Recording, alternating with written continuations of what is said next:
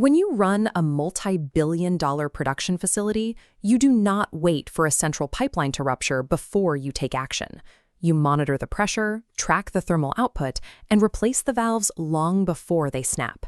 Yet, in managing the human body, our historical strategy is the opposite.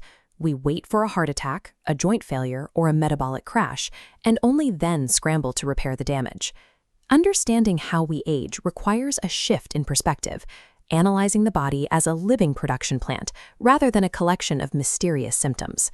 Like any physical facility, we go through a startup and calibration phase during childhood, hit peak productivity in our 20s, and then face our most relentless enemy, entropy. Aging is the mathematical accumulation of thousands of microscopic mechanical degradations happening simultaneously across dozens of interconnected systems. This suggests that extending our health might require the same engineering mindset used to keep industrial factories running for decades. In its prime, the human facility operates on a master code, DNA, containing specifications for building and repairing. The digestive tract breaks down incoming supplies into refined fuel, which is shipped to mitochondria, power plants converting nutrients into ATP, driving every moving part.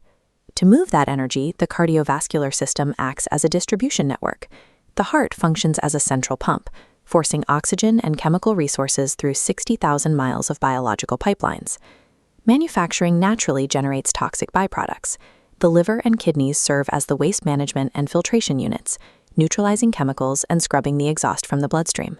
Overseeing it all is the nervous system, a central control room processing millions of sensor inputs every second to coordinate responses across every sub-facility. At peak productivity, these integrated systems create a resilient machine, constantly repairing daily wear and tear before it can impact the total output. But as the years pass, that mechanical wear and tear begins to accumulate, eventually outpacing the facility's maintenance crew, the immune system. The master DNA blueprints slowly accumulate copying errors. Every time the code is duplicated, minor mutations slip in, compounding defects. The cellular power plants start to degrade. Aging mitochondria burn fuel less efficiently, producing a toxic exhaust known as oxidative stress that damages the surrounding cellular machinery. The biological pipelines of the distribution network stiffen and clog. As blood vessels lose their elasticity, the flow of critical resources to downstream organs drops. Even the central control room suffers. Signal processing slows down, feedback loops are delayed, and the nervous system starts relying on unreliable data from failing sensors. These unrepaired mechanical depths eventually turn a hyper-efficient production plant into a fragile liability. In the industrial world, a modern smart factory doesn't wait for these cascades. They use continuous sensor networks to detect microscopic anomalies, a tiny vibration here, a slight heat increase there, long before a machine breaks. Modern longevity medicine is now adopting this predict and prevent model to combat biological entropy. We are building a biological sensor network. Using AI diagnostics, continuous glucose monitors, and deep genetic risk assessments, we can now see the internal telemetry of the human machine in real time. By continuously tracking these early biomarkers, doctors can intervene to stabilize the system before a failure cascade ever triggers. Managing the body as a data-driven system drastically reduces the likelihood of catastrophic biological shutdowns.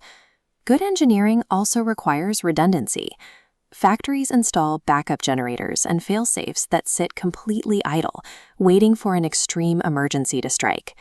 The human body's version of this is reserve capacity, and it must be actively built and stored before a health crisis hits. Increasing muscle mass, cardiovascular output, and cognitive reserves act as biological backup generators. When severe stress hits, this capacity keeps the facility online. The ultimate goal of this engineering approach is not biological immortality. Every physical facility eventually faces final decommissioning. The true objective is maximizing the functional lifespan, ensuring the human machine remains resilient, independent, and operates at peak efficiency until the very end.